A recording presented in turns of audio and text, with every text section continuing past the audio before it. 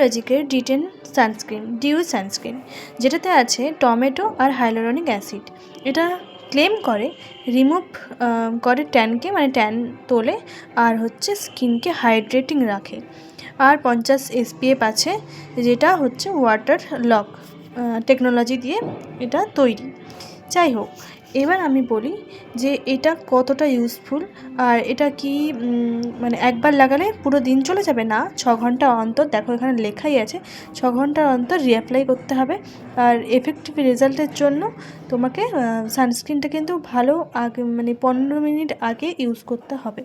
দেখো এখানে লেখাই আছে ফেস, নেক এবং যে এক্সপোজ এরিয়াগুলো আছে সেগুলোতে তোমরা ইউজ করতে পারো।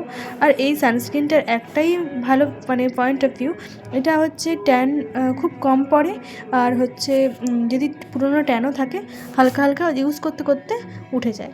এবার তোমরা আমাকে ইউজ করে জানিও তোমাদের এটা কেমন লাগলো। আমি কিন্তু এটা হচ্ছে একদম ফ্রিতে পেয়েছিলাম। দেখো 199।